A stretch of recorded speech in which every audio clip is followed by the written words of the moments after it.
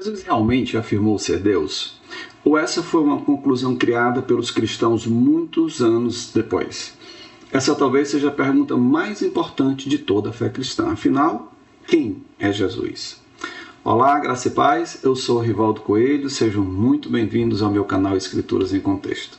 Aqui nós estudamos as Escrituras a partir do próprio texto, considerando seu contexto histórico, linguístico e bíblico.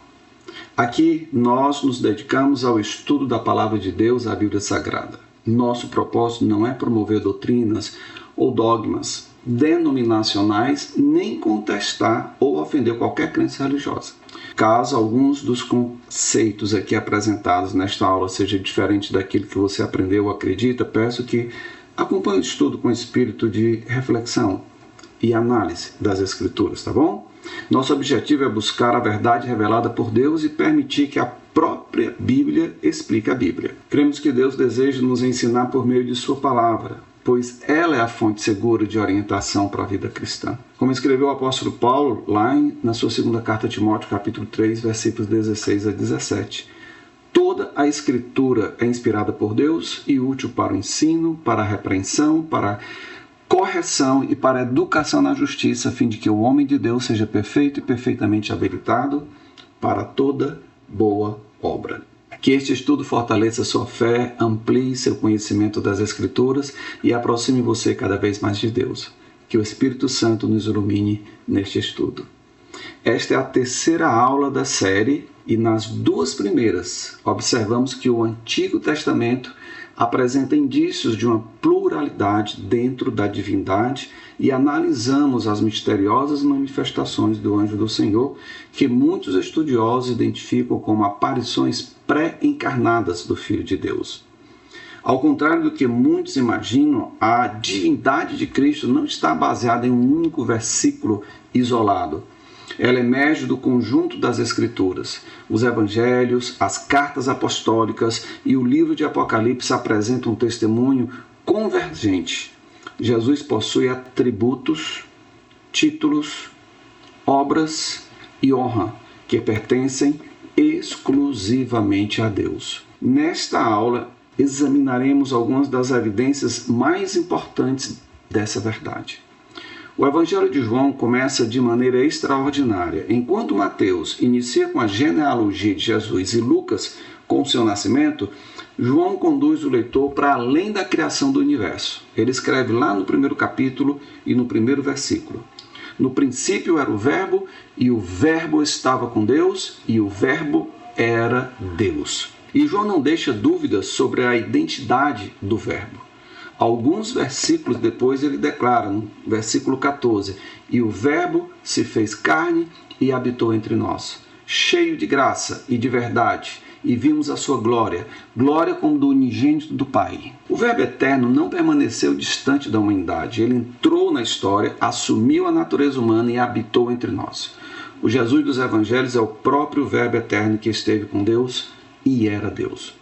Poucos versículos das Escrituras contêm tanta profundidade teológica quanto estes. Observe três afirmações fundamentais para isso. Primeira afirmação, o Verbo já existia. João não diz, no princípio surgiu o Verbo. Nem fala, no princípio o Verbo foi criado. Ele afirma, no princípio era o Verbo. Quando o universo começou, o Verbo já existia. Isso significa que Cristo não teve origem no tempo. Ele já estava presente quando todas as coisas começaram. Segunda afirmação, o Verbo estava com Deus. João acrescenta, o Verbo estava com Deus. Essa expressão revela distinção, pessoal. O Verbo não é o Pai, ele está com o Pai. Existe relacionamento, existe comunhão, existe distinção. Terceira afirmação, o Verbo era Deus. A terceira declaração é a mais impressionante. O Verbo era Deus. João não deixa espaço para ambiguidades aqui. O Verbo possui a mesma natureza divina. Ele não é apresentado como um Deus inferior. Não. Ele não é apresentado como uma criatura exaltada. Ele não é apresentado como um ser intermediário. porque João afirma diretamente: o Verbo era Deus. Poucos versículos depois, João acrescenta, lá no versículo 3, ainda do capítulo 1, todas as coisas foram feitas por intermédio dele, e sem ele, nada do que foi feito se fez. Observe a abrangência da declaração. João, ele não diz algumas coisas foram feitas por ele. Não, ele não fala isso. Nem muito menos a maioria das coisas. Pelo contrário, ele afirma todas as coisas. E para eliminar qualquer exceção possível, acrescenta ainda ao final do versículo: sem ele, nada do que foi feito se fez. Isso produz uma conclusão inevitável, irmãos. Se todas as coisas criadas vieram à existência por meio de Cristo, então Cristo não pertence à categoria das coisas criadas.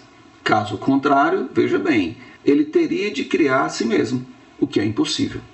Séculos antes, Isaías havia declarado lá no capítulo 44, versículo 24: assim diz o Senhor que te redime, o mesmo que te formou desde o ventre materno. Eu sou o Senhor que faço todas as coisas, que sozinho estendi os céus e sozinho espraiei a terra.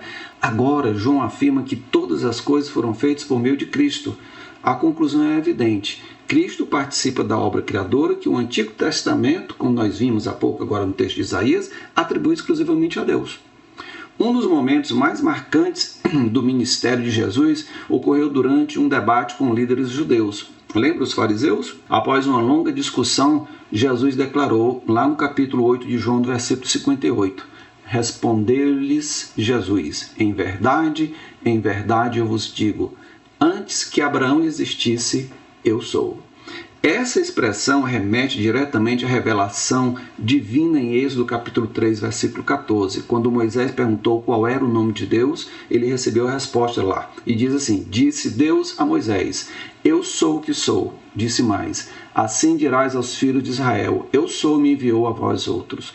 O eu sou de Êxodo, na Septuaginta e em João capítulo 8, versículo 58 em grego, é o mesmo ego eimi, ou Igohaim. Por isso, os ouvintes, ou seja, os fariseus que estavam questionando Jesus, compreenderam imediatamente o significado da declaração. E por conta disso, o que é que eles fizeram? Tentaram apedrejá-lo. No versículo 59 mostra isso. Então, pegaram em pedras para atirarem nele, mas Jesus se ocultou e saiu do templo.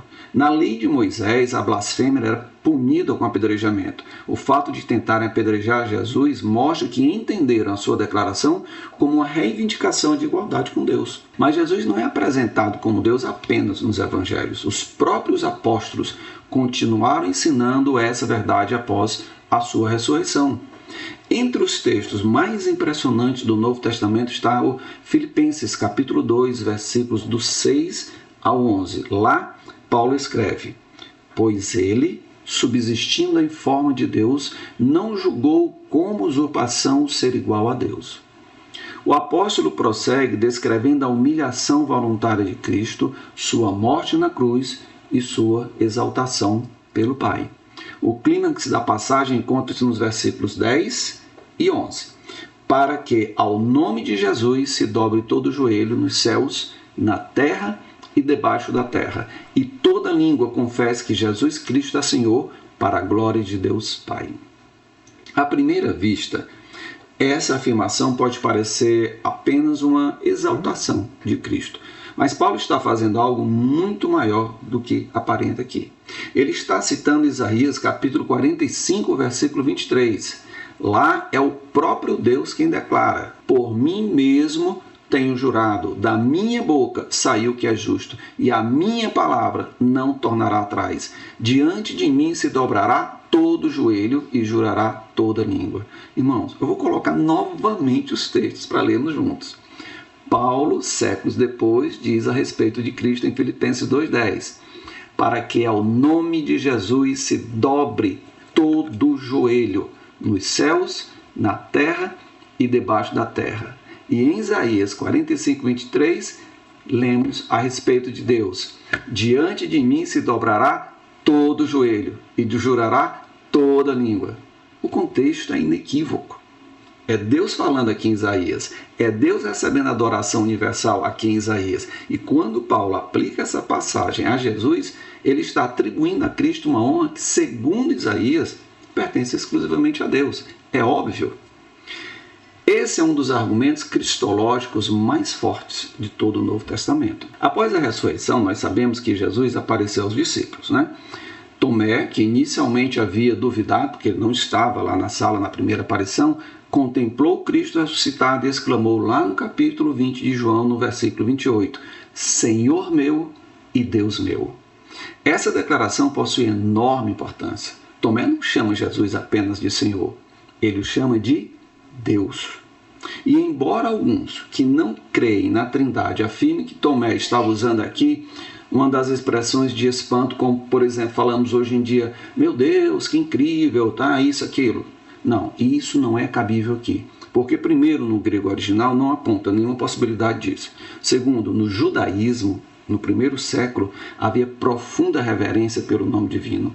Expressões irreverentes envolvendo o nome de Deus eram impensáveis naquele contexto. Mais importante ainda, quando Tomé o chama de meu Deus, Jesus não corrige. Em toda a Bíblia, quando alguém recebe uma honra indevida, a correção ela é imediata. Os anjos recusam a adoração, os apóstolos recusam a adoração, mas Jesus aceita a confissão de Tomé. E o que Jesus responde? Lá no capítulo 20, no versículo 29, Jesus fala o seguinte, disse-lhe Jesus, porque me viste e creste? Bem-aventurados que não viram e creram. A fé de Tomé, ela é aprovada, ela não é corrigida. Em Apocalipse, capítulo 1, João relata sua visão do Cristo glorificado. E veja o que Jesus declara no final do versículo, lá no versículo 17. Quando vi, caí a seus pés como morto, porém ele pôs sobre mim a mão direita, dizendo, não temas, eu sou o primeiro e o último. Em seguida, no versículo 18, ele acrescenta, e aquele que vive, estive morto, mas eis que estou vivo pelos séculos dos séculos, e tenho as chaves da morte e do inferno. Portanto, não há dúvida de que quem fala é Jesus. Agora compare essa afirmação com Isaías, capítulo 44 e o versículo 6. Assim diz o Senhor, Rei de Israel, seu Redentor, o Senhor dos Exércitos. Eu sou o primeiro e eu sou o último, e além de mim não há Deus. No Antigo Testamento, esse título pertence exclusivamente a Deus. No Novo Testamento, Jesus o utiliza para si mesmo. As duas declarações são verdadeiras. E exatamente por isso constitui uma poderosa evidência da divindade de Cristo. Alguns argumentam que Jesus nunca foi chamado diretamente de Deus. Muito bem. Entretanto, vários textos fazem exatamente isso. Em João no capítulo 20, no versículo 28, respondeu-lhe Tomé, Senhor meu Deus e Deus meu. Tito capítulo 2, versículo 3, aguardando a bendita esperança e a manifestação da glória do nosso grande Deus e Salvador Cristo Jesus. Vejamos a declaração a respeito de Jesus em Hebreus, capítulo 1, versículo do 5 ao 8. Pois a qual dos anjos disse jamais, Tu és meu filho, eu hoje te gerei.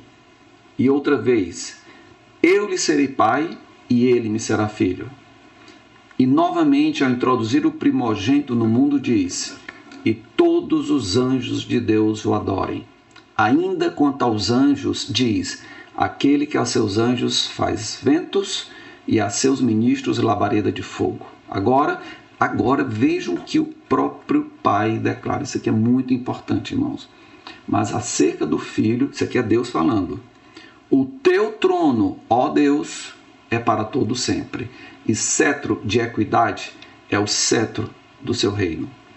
Observe a força desse texto. Deus, Pai, dirige-se ao Filho chamando ó Deus. Poucos versículos apresentam uma afirmação tão direta da divindade de Cristo. No capítulo 1 de Hebreus, ele foi escrito para demonstrar a superioridade absoluta de Cristo. Agora vamos examinar com um pouco mais de carinho essa passagem, versículo por versículo. Se você ainda não entendeu, o autor pergunta no versículo 5, Hebreus 1:5. Pois a qual dos anjos disse jamais, Tu és meu filho, eu hoje te gerei. E outra vez, eu lhe serei pai e ele me será filho. A resposta é clara, a nenhum. O Filho ocupa uma posição única. No versículo seguinte, o 6, lemos: e novamente ao introduzir o primogênito no mundo, diz: e todos os anjos de Deus o adorem. Isso é extraordinário. Sabem por quê? Porque a Bíblia ensina que a adoração pertence exclusivamente a Deus. No entanto, os anjos recebem ordem para adorar o Filho. E no versículo 8, Deus declara, aí é o próprio Deus falando. Mas acerca do Filho, veja bem o que ele fala: o teu trono, ó Deus, é para todo sempre, e cetro de equidade é o cetro do seu reino. O argumento do autor ele é simples. Jesus não é um anjo exaltado. Jesus é infinitamente superior aos anjos. Ele é digno da honra, da glória e da adoração que pertencem ao próprio Deus. Vamos agora analisar Colossenses capítulo 1, cujo tema poderíamos dizer que é a supremacia de Cristo sobre toda a criação. Veja o que é que Paulo escreve lá, capítulo 1, versículo 15. Ele é a imagem do Deus invisível, o primogênito de toda a criação. Muitos interpretam a palavra primogênito como se significasse que Jesus fora criado. Entretanto, a própria Bíblia demonstra que o termo primogênito frequentemente indica posição, autoridade e supremacia. Em Salmos capítulo 89, versículo 27, Deus diz a respeito de Davi: falo-ei por isso meu primogênito, o mais elevado entre os reis da terra. Davi não foi o primeiro filho de Jessé, nem foi o primeiro rei de Israel. Portanto, ele não era primogênito em nenhum dos casos acima. O termo descreve sua posição privilegiada. Essa compreensão é reforçada imediatamente pelo versículo seguinte, lá na carta de Paulo aos Colossenses 1,16. Pois nele foram criadas todas as coisas, nos céus e sobre a terra, as visíveis e as invisíveis, sejam tronos, sejam soberanias, quer principados, quer potestades, tudo foi criado por meio dele e para ele. Paulo não apresenta Cristo como parte da criação, apresenta-o como o Criador e Senhor sobre toda a criação. Preciso fazer uma observação aqui sobre a tradução do Novo Mundo. Antes de prosseguirmos, no entanto, eu gostaria de deixar claro que esta observação que eu estou prestes a fazer não tem o objetivo de atacar ou desmerecer qualquer organização religiosa. Conforme já mencionado anteriormente, o propósito deste estudo é examinar as Escrituras com honestidade e fidelidade ao texto bíblico. Queremos que existem pessoas sinceras em diversos grupos religiosos, buscando servir a Deus da melhor maneira possível. Portanto, o foco desta análise não é discutir intenções, mas avaliar tecnicamente a tradução do texto bíblico. As testemunhas de Jeová utilizam a tradução do Novo Mundo, que é a Bíblia de tradução própria da Sociedade Torre de Vigia, que verte Colossenses capítulo 1, versículo 16 da seguinte forma: por meio dele foram criadas todas as outras coisas. Acontece que a palavra outras não aparece no texto grego original de Colossenses 1,16. Ela foi inserida pelos tradutores da Torre de Vigia como uma interpretação que busca harmonizar o versículo com a compreensão teológica de que Jesus foi criado por Deus e, portanto, não faz parte da divindade. Os defensores dessa tradução apresentam argumentos para justificar essa inserção. Contudo, a maioria dos estudiosos da língua grega entende que a palavra outras não faz parte do texto original e que sua inclusão representa uma interpretação do versículo e não uma tradução literal. Curiosamente, a própria literatura das Testemunhas de Jeová reconhece que a tradução literal do texto grego seria o correto dizer todas as coisas e que a palavra outras não existe nos originais. Eu não estou dizendo isso de minha própria cabeça, tá? Você pode verificar o que estou dizendo acessando o site oficial das Testemunhas de Jeová lá em jw.org. E clicando, quando você abre, tem biblioteca. Clique em biblioteca, depois clique em Bíblias. Lá você encontrará 3 versões da Bíblia que você pode ler online. E a primeira que aparece é a versão de estudos, intitulada Tradução do Novo Mundo da Bíblia Sagrada, edição de estudos. Nessa versão bíblica, quando você vai lá para o texto de Colossenses 1,16, você irá encontrar uma nota de referência afirmando o seguinte, abre aspas, A tradução literal do texto grego seria todas as coisas. E ela continua. A explicação apresentada é que a tradução literal poderia levar o leitor à conclusão de que Cristo seria o Criador de todas as coisas. Interpretação considerada incompatível com a compreensão adotada pela Organização das Testemunhas de Jeová acerca da natureza de Jesus. Fecha aspas. Perceberam? Essa observação é importante porque demonstra que a inclusão da palavra outras na Bíblia deles não decorre diretamente do texto grego, mas de uma decisão interpretativa para fortalecer uma crença delas, Testemunhas de Jeová, que afirma que Jesus foi criado, portanto, uma criatura.